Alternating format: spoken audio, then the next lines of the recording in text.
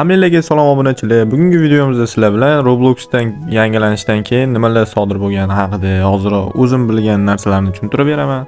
Xo'p, birinchi ko'zimga tashlangan narsa bu. Mana bu joyda akkauntinglarni yoshini, ya'ni o'zingizlarning yoshinglarni tasdiqlashingizni so'raydi. Buning uchun esa kameraga o'zingizlarning yuzinglarni chapga, keyin o'ngga ko'rsatib qilganingizdan so'ng yoshinglarni o'zi analiz qilib chiqib, yuzinglarni tuzilishiga qarab yoshinglarni belgilab beradi. Xo'p, men qilganimda 18-20 yosh deb belgilab berdi.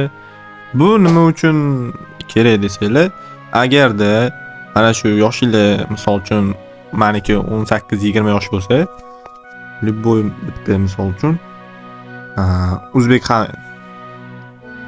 O'zbek Havingga kiramiz.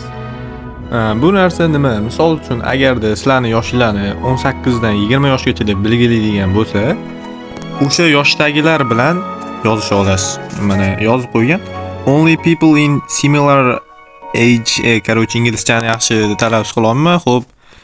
Короче, sizniki bilan bir xil bo'lgan akkaunti bir xil bo'lgan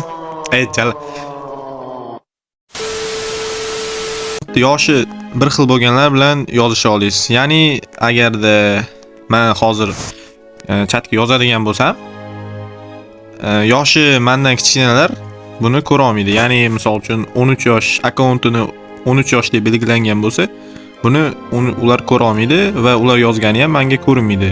Bu narsa xuddi sizlarda ham xuddi shunaqa bo'ladi. Ya'ni agar sizlar yozganingizdan keyin menga ko'rinmaydi agar akkauntinglarning yoshi 13 yosh bo'lsa. Bu bir taraflama yaxshi, bir taraflama yomon. Nimasi yaxshi? Ya'ni hamma o'zini tengdoshlari bilan yozisha oladi.